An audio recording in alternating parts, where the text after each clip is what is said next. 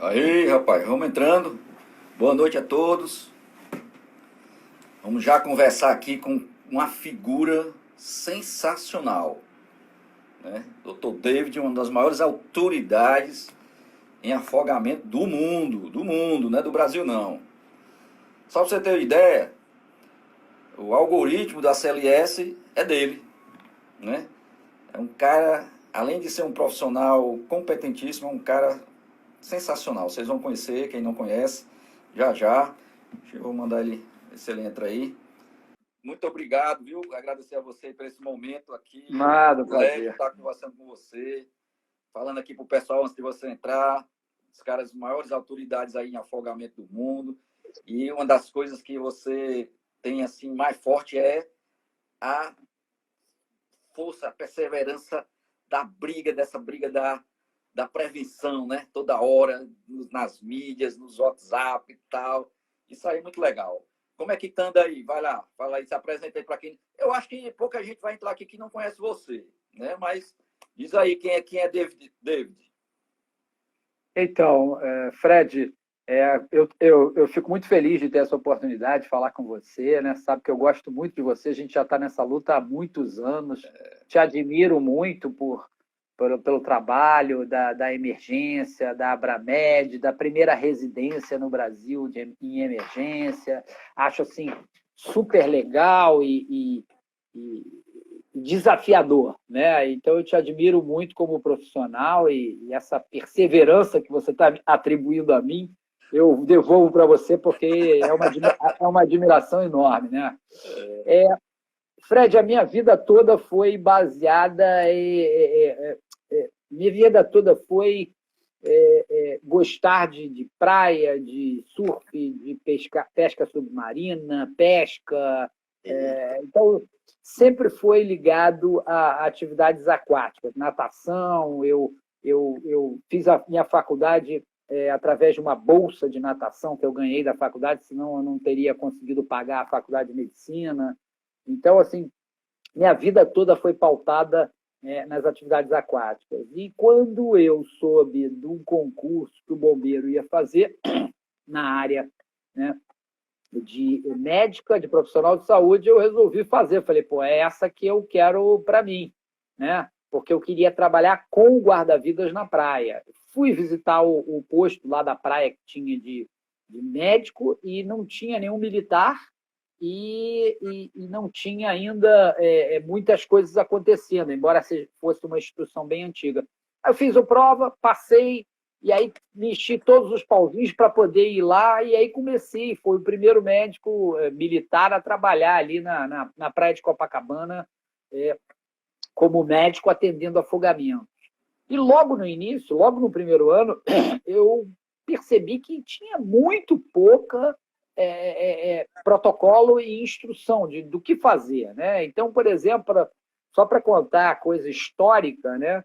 A gente atendia um afogado na areia, né? E eu não sabia se eu fazia a ressuscitação ali no local, se eu vinha fazendo a ressuscitação ao longo do caminho. Praia de Copacabana tem uma extensão de areia ali de, às vezes, 60, 80, às vezes 100 metros de areia, né? E a ambulância ficava parada muito distante.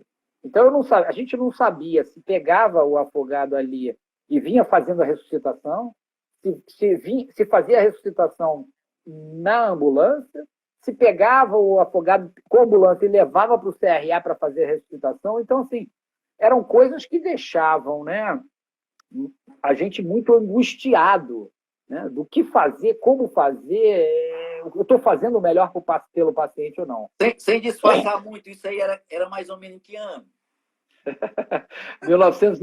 1990. 90, né? É, 90 vai o quê? 20 e poucos, né? 20 e Não é, poucos anos, rapaz? 30 anos, sei lá. É muito tempo, né? Vai Muito, 30, é muito. 30 anos, 30 anos, 30 30 anos. anos. É. E aí, assim, resumindo, né, com essas, e haviam várias perguntas. O paciente que não estava em parada cardiorrespiratória, como eu faria tratamento? Então, na época que eu entrei no CRA, eles faziam aminofilina, Lasix, nebulização, e aí E para mim era estranho, porque a minha vida toda foi profissional, foi educada em terapia intensiva. Então, eu sempre trabalhei em terapia intensiva, né? E aí eu achava aquilo que não estava batendo uma coisa com a outra. E aí eu comecei a escrever carta. Naquela época, Fred, era por carta, né? Você não mandava e-mail, não tinha e-mail, não tinha telefonar, então era difícil, né? Eu tinha um inglês que dava para arranhar, mas não era grande coisa. E eu queria respostas. Aqui no Brasil não tinha, e eu comecei a procurar fora do Brasil. E aí eu procurei, entrei em contato, até que alguém me respondeu do país, que ia ter um evento, um grande evento de congresso, um congresso sobre afogamento no país de Gales. E eu fui para lá, né? Fui para lá com a minha esposa, em 1993 ou 94, alguma coisa assim, com uma lista de perguntas, né? Com isso assim, o que eu faço com isso aqui, o que eu faço, o que isso aqui? Uma lista de perguntas. E lá estavam as cabeças do afogamento, né? E aí eu peguei vários deles e com a minha lista e ia só, né? Só sugando, né? Só sugando. Só que nesse momento foi um momento muito frustrante para mim. Muito frustrante. Porque foi muito legal e muito frustrante ao mesmo tempo. A parte frustrante foi nenhuma das minhas perguntas eles tinham resposta, né? Então, assim,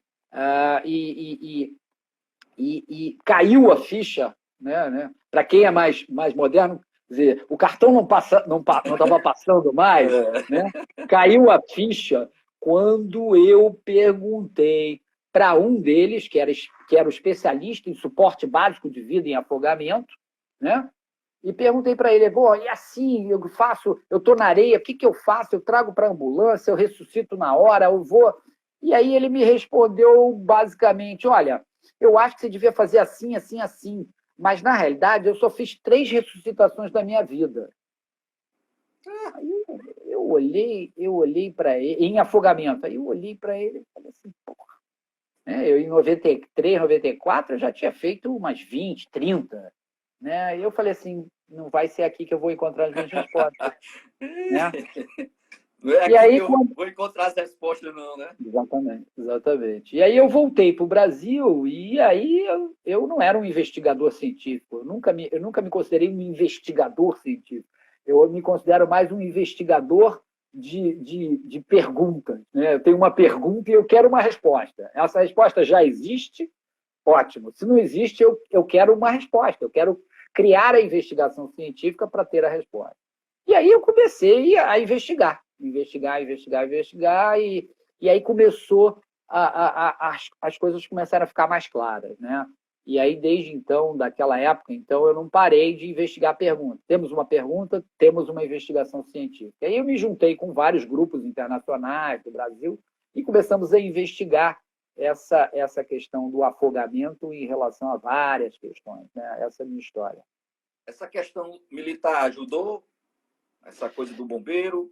Olha, eu sempre amei o militarismo, tá? Eu sempre amei militarismo, sem entrar em política, eu sempre amei o militarismo, né? Só eu fiz 3 anos de residência médica no Marcílio Dias, no Hospital Marcílio Dias, da Marinha, né?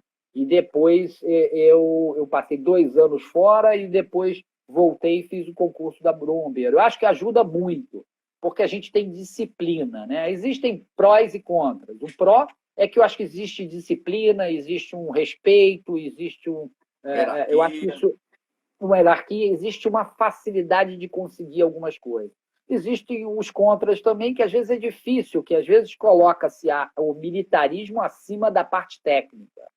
E na medicina não há como fazer isso, entendeu? Então, por exemplo, depois de algum tempo é que caiu a ficha, depois de 2 anos é que caiu a minha ficha dentro do militarismo, e entender que eu primeiro sou médico, depois eu sou militar. E eu me considero militar. Então, assim, entendo que a ética médica está acima da ética militar, porque primeiro a minha obrigação primordial é fazer o bem pelo paciente, né? Isso aí. E aí, me diz uma coisa, como é que nós avançamos? Como é que nós estamos hoje em relação ao Olha, afogamento? hoje Você é a com prova essa... viva do é, desenvolvimento, né? Porque você gra- acompanhou, graças a Deus vivo ainda. acompanhou e fez, né? A história. Conta aí. O que acontece é que a gente teve uma oportunidade e com certeza ninguém tem no mundo, né? Eu acho que assim, nós tínhamos dentro do Corpo de Bombeiros 3 centros de recuperação de afogados, 3 centros médicos de excelência em APH para atender afogamentos. Isso é na orla do Rio de Janeiro. Então, isso traz uma aglutinação de casos, né? Você está com guarda-vidas atendendo o afogado é trazido para você, você leva o afogado para o hospital e acompanha. Eu ainda tive a experiência, a possibilidade de acompanhar no CTI do Miguel Couto, que era onde eu trabalhava, então eu vi o doente na areia, acompanhava ele no CRA, no Centro de Recuperação de Afogados do Bombeiro, e depois eu levava para o Hospital Miguel Couto e acompanhava esse doente na emergência no CTI. Então, eu consegui fazer esse follow-up completo, né? Entender todo o processo de afogamento. E eu acho que isso é uma deficiência que existe no mundo inteiro, né? A pessoa tem a visão hospitalar, ou a pessoa tem a visão do APH, ou a pessoa tem a visão do guarda-vidas só. Então, assim, eu acho que eu tive uma oportunidade profissional sensacional e eu agradeço muito, né, ao Corpo de Bombeiros, ao Hospital Miguel Couto, que me receberam muito bem, sempre me prestigiaram muito, me ajudaram muito e me ajudaram a ajudar o paciente afogado e esse desenvolvimento, né? E com isso a gente investigou, a gente fez uma nova definição de afogamento, ela foi iniciada aqui no Brasil, a gente fez uma classificação de afogamento iniciada no Brasil, uma linha do tempo do afogamento iniciada no Brasil, cadeia de sobrevivência do afogamento, e diversas investigações científicas que partiram dessa experiência que o Brasil, que a orla do Rio de Janeiro, proporcionou, né? E a gente fez um uso disso, né? Eu acho que isso é importante, porque muitas vezes, Fred, e eu vejo assim, serviços no Brasil, e eu acho que eu falo não só para você, mas todo mundo que está assistindo, existem serviços no Brasil de excelência, sabe? Assim, é admirável a resiliência, a capacidade, o conhecimento, a técnica. Então, assim, eu fico admirado. Só que o que acontece é que se você produz muito bem tecnicamente, está executando um excelente serviço, mas não está produzindo cientificamente, isso cai no esquecimento. Ou seja, em 5, 10 anos, ninguém lembra que você existiu. Verdade. Embora você esteja produzindo bastante no atendimento do dia a dia, ajudando muita gente, você tem um papel fundamental de continuar ajudando muito mais. Ou seja, aquilo que você aprendeu não pode morrer com você. Tem que multiplicar em pessoas que estão te seguindo, em voluntários, em pessoas que possam reproduzir e multiplicar esse trabalho. E nisso, eu acho que também fui muito feliz. A gente tem hoje pelo menos 3.000 voluntários dentro da Sobrasa, mais de 100.000 seguidores nas mídias sociais. E eu vejo assim, o tempo todo, em todos os estados, em todos os lugares do mundo, pessoas que estão usando a nossa experiência, o nosso trabalho, para ajudar outros casos de afogamento, na prevenção, no resgate ou nos primeiros socorros. Rapaz, essa história é fantástica, né? Um negócio legal. A gente tem no Brasil ainda, eu acho, uma grande deficiência nessa parte que você falou da produção. Né? Por exemplo, eu vejo aqui em Fortaleza, nós temos vários grandes hospitais, laboratórios, né? Que eu digo assim, laboratórios entre aspas, e que a gente pode fazer, mas assim, nós não conseguimos ainda, eu estou tentando, isso é uma coisa que eu estou tentando há muito tempo aqui em Fortaleza, montar esse grupo de pesquisa, né? Agora nas emergências. Nós estamos chegando lá devagarzinho, mas realmente é difícil, porque a gente fica no atendimento, né? A gente fica na gerência do dia a dia, e aí não dá tempo, né? De fazer tudo, não dá para fazer tudo. As instituições públicas não dão um reforço, né? Agora que a coisa está começando, um olhar diferente para o gerenciamento. Porque, por exemplo, você é chefe de uma emergência, você faz de tudo. Você empurrava a maca, você ajeitava o oxigênio, você atende o paciente, você resolve o problema do dinheiro. Então, não dá. Tem que ter a pessoa para fazer a pesquisa, tem que ter a pessoa para fazer o dinheiro, tem a pessoa para organizar, para fazer a gestão. E essas coisas estão melhorando. Mas eu ainda tenho o nosso próximo passo aqui em Fortaleza é esse, é a gente fazer a produção científica, que tem muito, né? E mais que não tinha um braço para fazer. Isso aí é um ponto fundamental que você tocou nesse ponto, e eu sempre fico assim, triste, porque ainda não consegui fazer essa coisa aí de uma forma que fique automática, né? A gente vê ali, o cara faz um trabalhozinho ali, aí passa 10 anos para fazer no outro canto, e a coisa não pega, né? Como geralmente os paulistas fazem, né? Os paulistas, você derruba uma folha aqui, ele vai escrever por que a folha caiu assim ou caiu assim. Então, é uma produção científica imensa que eu tenho muito inveja dessa coisa, mas não vamos chegar lá. Eu acho que a gente recebe pouco estímulo. Mas, assim, para estimular quem está assistindo, eu acho assim, primeiro, eu nunca recebi nenhum dinheiro para fazer nenhuma das investigações científicas ou papers publicados, ou trabalhos publicados, tá? Eu sempre tirei do meu bolso e foi pouco, não foi muito. Claro que eu tirei muito do meu tempo, isso sim, né? Você tem que dedicar um tempo muito grande para isso. Agora, eu nunca gastei basicamente nada na investigação, foi muito esforço pessoal. E eu acho que precisa muito de o desejo de ajudar, está muito implicado nisso aí. Sim. Você tem toda a razão, a gente faz muita coisa, né? Eu trabalhei no Miguel Couto e no APH a minha vida inteira. Eu empurrei ambulância quando a bateria estava arreada, várias vezes. Eu suspendi maca, eu fiz tudo, né? Eu não fiz o papel do médico. Não fiquei lá, eu sou médico e eu só faço isso. Não. Aí o pessoal que trabalhava comigo também, entendeu? Então a enfermagem participou, parabéns pelo dia de hoje para a enfermagem. Bem lembrado, bem lembrado. Porra, sabe, é ombro a ombro, entendeu? É importante a gente estar uma equipe multidisciplinar para acabar esse negócio do médico estar aqui e a equipe estar abaixo. Não, nós todos estamos trabalhando juntos. E se não houver trabalho junto, não funciona.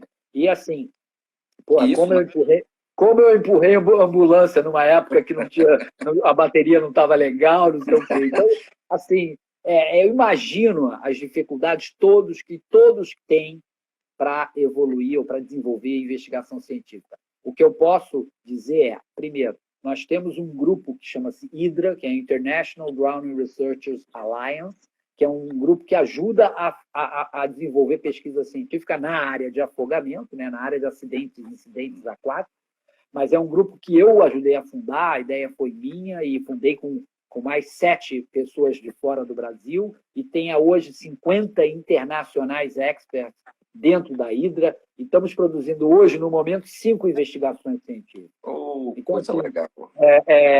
Eu acho que há como fazer, e a gente, nós latinos temos uma resiliência, um jogo de cintura sensacional para fazer, mas não pode isso ficar só no achismo, né? Eu acho que isso tem que ser transmitido adiante. Eu também queria deixar meus parabéns hoje à enfermagem e também compartilho dessa mesma ideia que a gente, principalmente na emergência, é equipe, né? Se há um local onde a gente tem que trabalhar como equipe, é emergência. Emergência não se faz só com médico, é médico, enfermeiro, é auxiliar, é o administrativo. Rapaz, o administrativo salva a sua pele muitas vezes, né? E o maqueiro? Porra, rapaz, o Raquis Criar foi o Dia Internacional do Maqueiro, ainda vou criar. Né? Porque é um cara que, se você não tiver dentro do hospital, o hospital para. Né? Esse pessoal é um pessoal que a gente sempre deve realmente parabenizar a todos, né? que já fazem, como você disse, principalmente no sistema público, essa resiliência é imensa, né? Agora, eu estava falando do estímulo, não era nem a questão monetária, não. É mais assim, as gestões públicas se voltarem um pouco mais para isso, né? Darem um pouquinho mais valor, porque ninguém dá, né? Em geral, o diretor do hospital, o diretor clínico, ele está ali para tentar passar o dia a dia dele ali, ajeitar, organizar, e essa Mas, parte Fred, fica um pouco morrendo. existe uma certa ilusão, e eu tinha isso, de achar que em São Paulo, nos grandes hospitais particulares, ou que produzem cientificamente, ou lá fora, nos hospitais universitários, ou nos hospitais de grande atendimento, público ou privado, que eles têm um estímulo enorme para a ciência. Não tem. Tá? Eu vejo assim, todos os meus colegas investigadores, não, tem raras exceções, são liberados para ir a um congresso ou liberados para ir a uma investigação científica quando ela tem que ser feita. A maioria tira férias. Então, assim, não adianta a gente ter a ilusão de que o mundo o mundo aqui é um e lá fora não. Lá eles fora, contemplam. tem Não, isso também, não. isso é verdade. É muito semelhante, entendeu? O que acontece é que lá fora tem muito mais dinheiro, eles estão muito mais bem organizados em gestão, né? Tem uma hierarquia mais forte, e aí os processos acabam funcionando um pouco melhor. Mas fora isso, cara, eu acho assim, a gente tem que dar força. Vamos falar um pouco de Covid e afogamento. Diz aí, como é que está essa história do Rio de Janeiro aí, do Covid? O Covid, eu queria falar um pouco sobre a parte de afogamento e Covid, né? O afogamento ele pode acontecer em vários cenários, né? Durante essa crise, houve uma certa mudança do perfil do afogado, né? Como as pessoas estão frequentando muito menos praias, rios e espaços naturais, o número de afogamentos em espaços naturais diminuiu muito, tá? Durante essa crise. Mas aumentou dentro do lar, né? As crianças estão mais em casa, mais próximas da água, mais tempo ali fora da escola, mais tempo brincando dentro de casa, com menos gente tomando conta às vezes, porque a mãe e o pai às vezes está distraído com outras coisas. Ou seja, casa com piscina hoje é um risco. É um risco. Então, nos tempos de Covid, houve uma mudança desse cenário do afogamento. Mas isso vai acabar. Dentro de 3, 4 meses, a gente deve voltar a uma nova normalidade. E isso deve retornar novamente. Eu queria falar um pouco era sobre como eu encaro, né, eu, Davi Spielmann, eu, Sociedade Brasileira, como nós encaramos essa situação da Covid, do guarda-vidas, dos espaços naturais, das piscinas, dos parques aquáticos, da natação, do surf. Né? O que acontece agora é o seguinte, não há como, o Brasil é um país gigante, continental, não há como você achar que uma medida vai servir exatamente para todos os lugares. Né? Então, cada lugar precisa ter uma medida customizada. Claro que a gente precisa entender, primeiro, qual é o risco de transmissão da Covid e qual é a capacidade de atendimento desses casos. Eu acho que isso são os dois fatores mais fundamentais. Né? Tendo esses dois fatores em consideração, o que a gente fez há 3 semanas atrás foi lançar uma recomendação de afogamento e Covid, ou seja, como fazer, o que fazer e o que a gente está recomendando. Nós dividimos mais ou menos os cenários, e isso cada município, cada cidade, cada estado tem que se entender aonde ele se situa naquele momento. Cada local, nós dividimos isso em 4 fases, basicamente. A primeira fase é a que a gente está passando na maioria do país. Né? Ou seja, a gente tem uma capacidade de casos aqui e a capacidade de atendimento está aqui. Né? Então, assim, isso do que a gente ouve, né? E como eu conheço em relação a afogamento, eu diria que o que a gente ouve que está acontecendo é pelo menos 10, talvez 15 vezes menor do que realmente está acontecendo. Então, pessoas estão morrendo dentro de casa, estão morrendo porque tem medo de sair e pegar Covid e acaba morrendo por outras coisas. Estão deixando de procurar atendimento, ou se procura atendimento, o próprio sistema de saúde não tem condições. E é como a gente estava falando antes, não dá para fazer tudo ao mesmo tempo numa situação de crise. Nós estamos numa situação de crise. E na situação de crise precisa ter uma excelente gestão, né? E a gente vê muito poucos gestores tendo ações boas. A maioria está enrolado. E está enrolado porque não está tendo... Não sabe. Quer dizer, a gente tem muita pergunta e pouca resposta. Com certeza, né? Nós estamos tomando soluções, tomando soluções sem conhecer o problema. Então, assim, sempre que em medicina você dá uma solução a um problema que você não conhece, a solução vai ser ruim. Isso não tenho dúvida. Então, assim, quanto mais você estratifica... Vamos dar um exemplo assim com relação ao afogamento, por exemplo. Se eu digo assim, se alguém me pergunta o que você faz num caso de afogamento, eu vou dizer assim, mas qual é o grau de gravidade desse afogamento? Porque pode ser um cara que passou um sufoco e eu não preciso fazer nada, só acalmar ele, ou pode ser um cara no extremo que é uma ressuscitação cardiopulmonar e eu preciso fazer uma reanimação. Então, pegando o exemplo do afogamento, você vai ter uma ideia de que a gente precisa estratificar o que cada local está passando. E a estratificação passa pelo risco de transmissão, o número de pessoas infectadas, né? Os cuidados que elas estão tendo nesse momento e a capacidade de atendimento do sistema hospitalar, basicamente CTI. Né? A gente sabe que de 100 pessoas, 80 vão adquirir a doença e precisam adquirir a doença se a vacina não chegar. Então, elas precisam adquirir a doença para que tenha aquela imunidade de rebanho, né? Que não é exatamente. A imunidade de rebanho é a vacinação, mas isso seria uma vacinação natural, que todo mundo está chamando de imunidade de rebanho. 80% precisa estar, pelo menos, vacinado de rebanho, ter a infecção, para que haja uma queda importante dessa transmissão.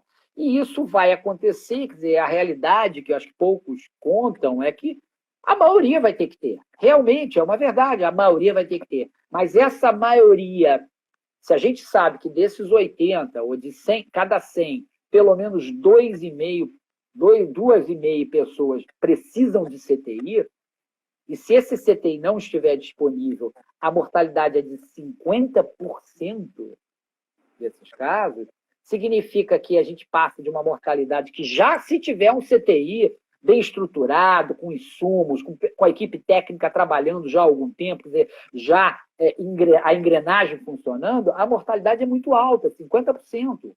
Você imagina se você vai para um CTI, você não tem o CTI, é praticamente 100%. Se você tem um CTI que está ainda engrenando na coisa, a mortalidade não vai ser de 50%, ela vai ser maior do que 50%, talvez 70%, talvez 80%, e aí vai variar da experiência da equipe, né? Então, por exemplo, essa questão do CTI, a falácia do está faltando respirador, não está faltando respirador, na minha opinião. Está faltando respirador, equipe, enfermagem, médico, experiente em fazer, laboratório, tomografia, porque esse paciente não vai ser ventilado por 2, 3 dias. Ele não é uma ventilação de APH, onde você vai botar um ambu, ventilar ele durante um transporte, entendeu? Eu já tive que fazer ventilação durante um APH do helicóptero, com ambu. Eu acho melhor usar o ambu do que usar um respirador se você precisa de uma FO2 baixa. Então, assim, e você faz isso durante 30 minutos, 1 hora, até 2 horas você faz no ambu, se o cara estiver bem relaxado. Então, assim, paciente de Covid não é isso. Paciente de Covid são 14 20 dias de ventilação mecânica, um pulmão extremamente destruído, acometido. Não há como ventilar uma pessoa que não tem experiência anterior, não há como ela conseguir ajudar. Ela vai ajudar durante alguns dias, 2, 3 dias, 4 dias, e aí a mortalidade é altíssima. Então, o que a gente tem são 4 fases que a gente dividiu. A primeira fase é o sistema de saúde está abaixo do necessário. Ou seja, e como medir isso? Tem fila de espera no CTI. Eu acho que é basicamente isso. Tá? Tem fila de espera no CTI, não há como a gente abrir praias, parques aquáticos, nada. É todo mundo em casa esperando isso melhorar. A fase 2 é aquela em que o nível de atendimento está sendo necessário, a demanda está atendendo a procura, ou seja, o nível de pacientes que precisam de CTI está sendo atendido. Né? Então, assim, a gente está numa situação que, se eu liberar o uso de piscinas, parques aquáticos, praias, etc., isso vai acontecer o quê? Vai aumentar o número de pessoas necessitando de CTI e eu não vou conseguir dar conta. Então, nas fase 1 e 2, praia, parque aquático, academias, clubes, tudo que eu posso fechar em termos de lazer, eu vou fechar. Tá? Não é justo você pegar uma pessoa... Quer dizer, eu acho assim, ir ao supermercado, as coisas básicas e essenciais, é isso aí, a gente precisa viver, a coisa precisa continuar rodando. Mas não pode, por exemplo, porque eu quero nadar, eu preciso nadar. E aí a pessoa vai nadar, e aí eu tenho uma pessoa com possibilidade de contaminação no todo o trajeto que ele faz até o local onde ele vai nadar, no local onde ele vai nadar, se ele se reúne com alguém, no trajeto de volta, e ainda tem mais. Se ele se afoga ou precisa de algum socorro, se ele tem alguma necessidade de atendimento de APH, alguém vai se expor. Então, eu estou submetendo guarda-vidas e o sistema de APH a um atendimento que não é necessário. Né? Ou seja, vamos e venhamos. Lazer é importante? Mas agora a gente deve segurar porque tem coisas mais importantes para lidar. Então, fase 1 e 2, a gente não libera nada. Fase 3 seria aquele onde a gente tem pelo menos uma reserva tática de 30% de leitos de CTI. Então, eu estou no momento em que eu consigo abrir um pouco o espaço aquático, né? O pessoal para começar a natação, com cuidados gerais, claro, né? Eu preciso ter vários cuidados, medidas de cuidado, mas eu consigo começar a liberar praia, eu consigo liberar piscina, eu consigo liberar diversos ambientes aquáticos controlados, porque eu tenho uma reserva, tenho uma gordura para queimar no CTI. Tá? Agora, claro que isso é muito difícil, isso não é uma medida fácil. Você sabe que quando você começa a liberar, todo mundo quer ser o primeiro. Né? E aí, se você já viu uma praia de Copacabana... Se você já viu uma praia de Copacabana cheia, cara, como é que eu vou fazer seleção de quem vai poder entrar naquilo e quem não vai? Quer dizer, embora essa fase 3 tenha essa liberação, ela é uma liberação para locais onde possa ter esse controle. Você acha que nós estamos em qual fase? Nós estamos na fase 1. Não. 1 ainda? Nós estamos na fase 1. Quer dizer, eu acho que tem locais que podem estar na fase 2. Né? E tem locais que ainda não estão na fase 3 porque ainda não chegaram na fase 2. Porque ainda tá subindo a curva. Entendeu? Então, assim, mas, por exemplo, Rio de Janeiro, fase 1. E vai levar algum tempo para sair dessa fase 1. Então, academias, clubes, praia, piscina, natação, surf, é tudo proibido. Imagina você, por exemplo, que você vá surfar. Eu vou surfar, por exemplo. Eu adoro surfar, não surfo há 2 meses. Eu vou surfar aqui do lado de casa, a 1 quilômetro da minha casa de bicicleta. Não tem ninguém. Então, só eu. Mas imagina que eu me machuque, que eu tenha uma luxação escapulohumeral, que eu tenha uma coisa boba dentro d'água. E eu preciso de e eu preciso de um atendimento de APH.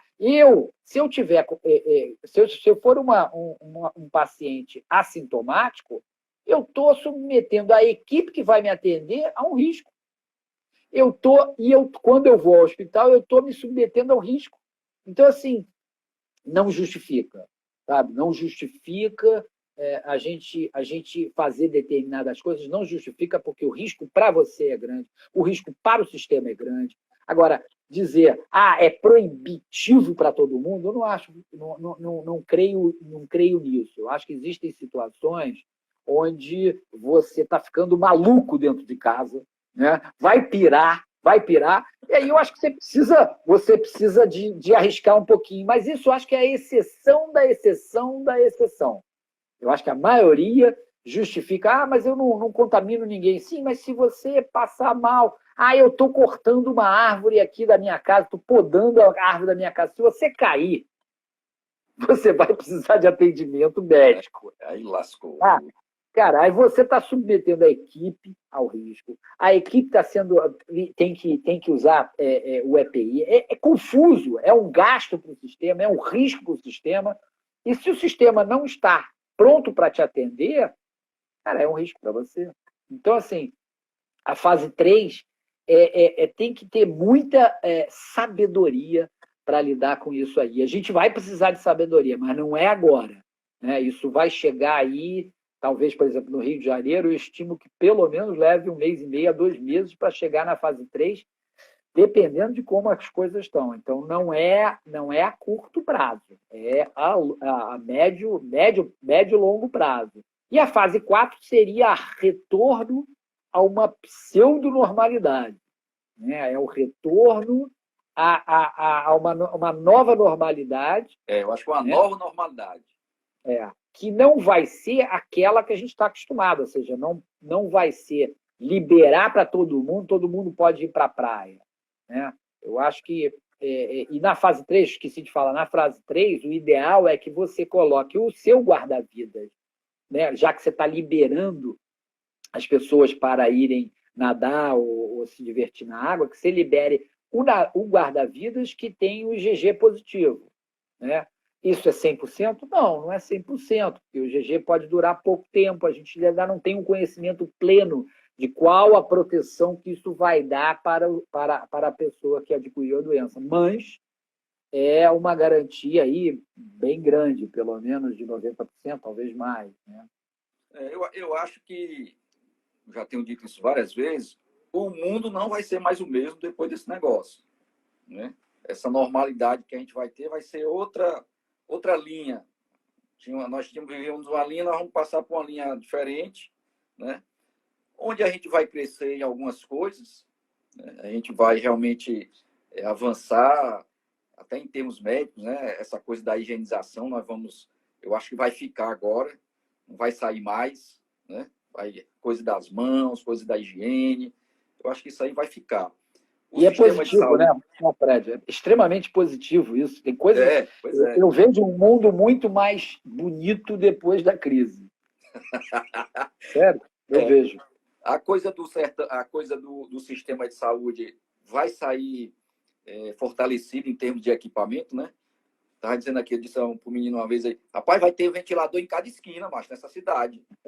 Cada bodega vai ter um ventilador, porque cada estado está comprando 700, 800 ventiladores, etc, não sei o quê. E como você disse, não é só ventilador, não. Tem que ter gente para tocar o carro, né?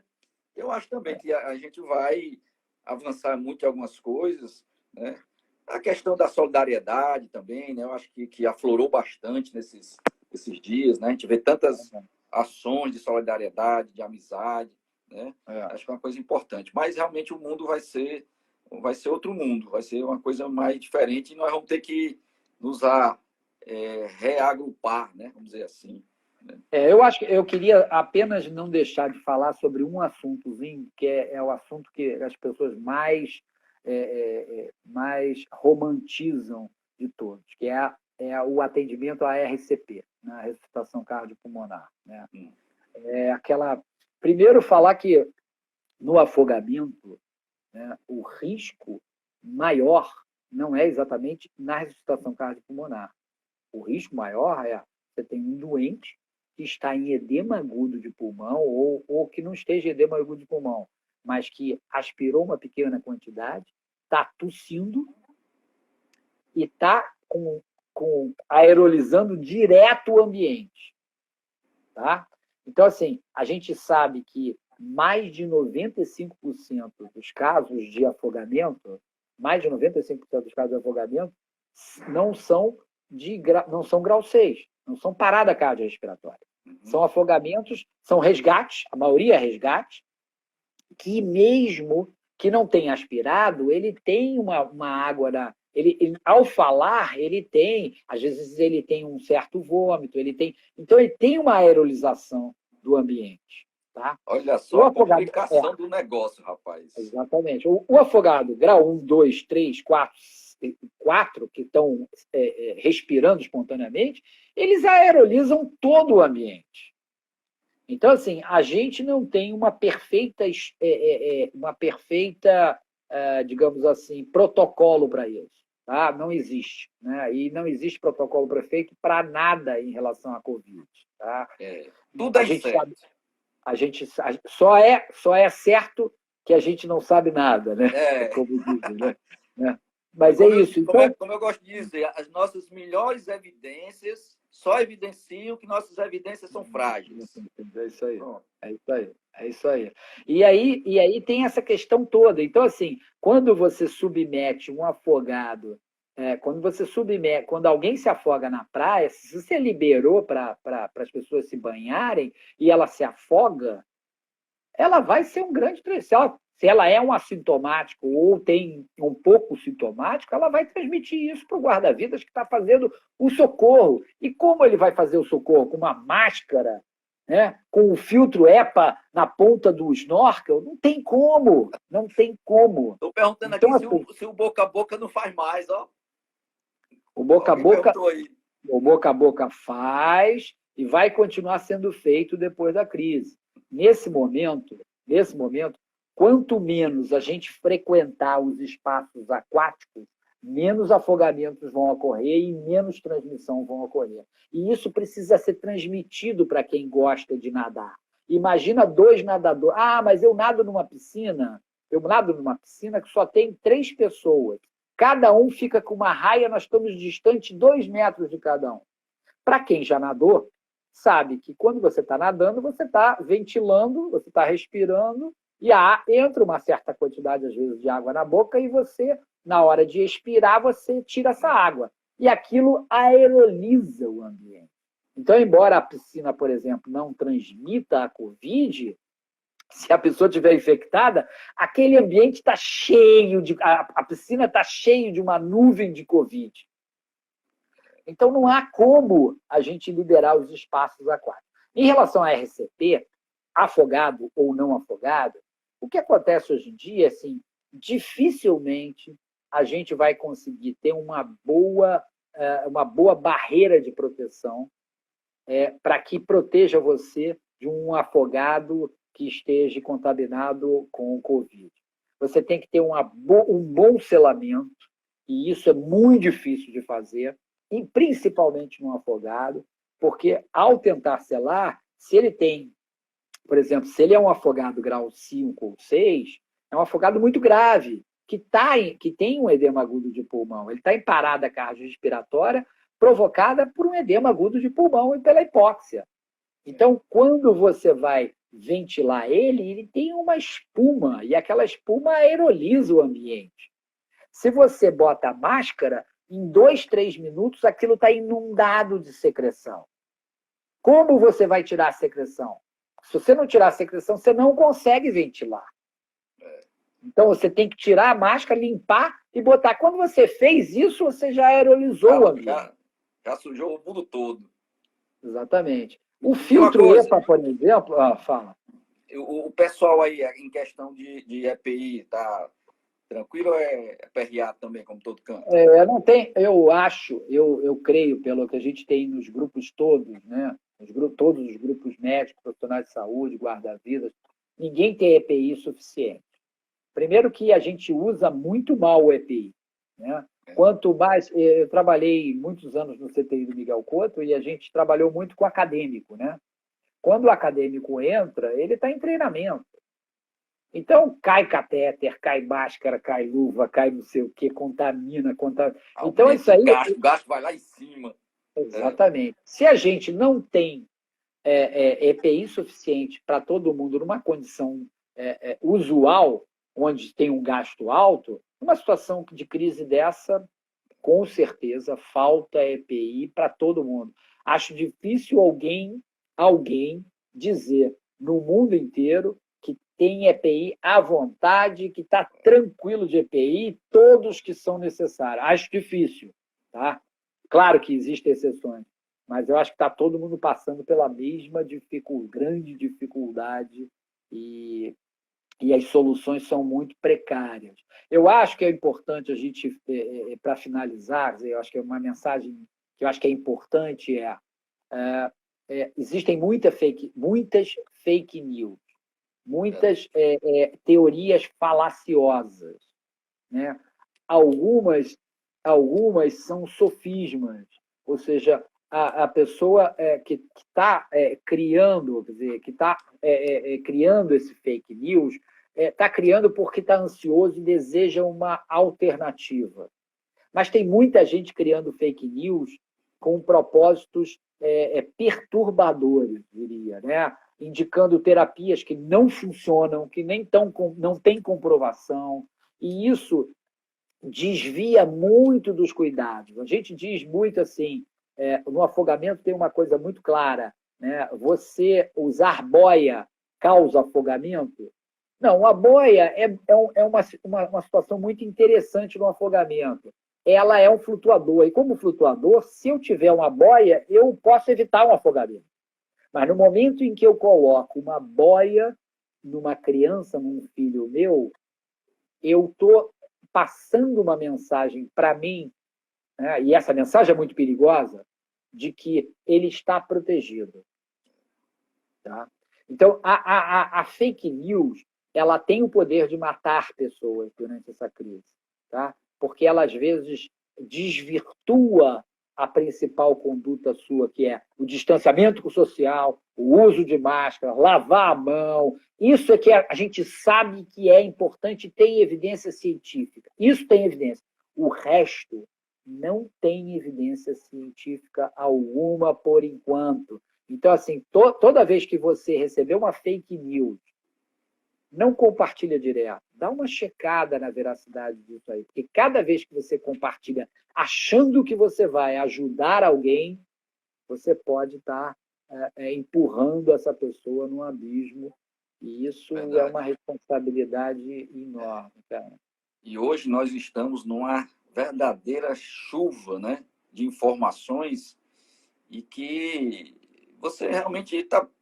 Assim, os cientistas estão perdidos, né? Os epidemiologistas estão... Tá todo mundo, como você diz, nós temos muito mais perguntas do que respostas, né? Não tem... É muito difícil você ter uma certeza, né, além dessas que você já falou, né? E realmente é um momento que a gente tem que ter um certo equilíbrio, né? E buscar ver aonde que aquelas informações são mais fidedignas, né? As instituições mais responsáveis, mais reconhecidas e tal. Isso aí, Fred. É isso aí. A gente tem um post que a gente lançou essa semana, fake news. Uma fake news pode matar. E ela diz exatamente como você reconhecer qual é o mal, como você reconhecer uma fake news. Às vezes, ajudar alguém é não compartilhar aquilo que estão compartilhando. Né? Verdade. E isso é uma responsabilidade social gigantesca, né? Você lembra que você veio aqui em 2009, no segundo Congresso Brasileiro de Medicina de Emergência? Isso ainda lembro, Fred. Porque não é tão longe. Tem coisas que eu não lembro mais, mas isso eu ainda lembro. Eu me lembro que a gente estava no restaurante almoçando, depois de sair do Congresso, e você veio de um hotel direto, de calção, lá pro restaurante. Tu lembra dessa história? Chegou todo animado lá. Eu fui dar aula para os bombeiros, porque sempre que tem um congresso eu aproveito para dar aula para os guarda-vidas no local. E essa foi uma oportunidade, né? Eu tinha que aproveitar e dar aula para o pessoal, né? Quando é que você vem a Fortaleza, rapaz? Passa essa pandemia aí. A minha prioridade número 1 é visitar minha neta, que eu não conheço ainda pessoalmente. Ela tem 9 meses, quer dizer, eu conheço pessoal. Isso, da França, em Paris. Mas a minha prioridade número 1 é essa, é conhecer, ficar um pouco com a minha neta. E assim que a coisa voltar e permitir que a gente possa voltar a ter essa relação, né, a voar, e acho que, com certeza, Fortaleza é um local que eu amo. Fortaleza é um lugar lindo, bonito, maravilhoso. Todo mundo venha conhecer, passar essa confusão toda. Vem relaxar aqui no Ceará, viu? Que vai estar todo mundo esperando aqui com tapioca, muito sol, caranguejo. E aqueles que gostam de surf, a praia é Titanzinho. Titanzinho, exatamente. Eu, com 15 anos de idade, peguei um ônibus, 3 dias dentro do ônibus com a minha prancha. Não acredito. Não sei como eu não sei como meus pais deixaram. Não deixaram, 15 anos, fugiu, né? 15 anos de idade, fui com a minha prancha, 3 dias de viagem de ônibus, fui para aí e fui hospedado, que tinha a casa de uma amiga que era cearense, e eu fiquei aí 1 mês e meio pegando onda no Titanzinho e em frente ao Nautilus, ou Náuticos. Náutico, clube. Meu amigo, vamos chegando ao final. Agradecer demais o bate-papo legal da Nara. A gente acha que a gente podia passar 10 horas aqui conversando. Com certeza, com certeza. A gente vai fazer outros bate-papos para a gente conversar. Agradeço aí a todo o pessoal que participou, né? Esse cara é fantástico. Eu sou seu fã, viu?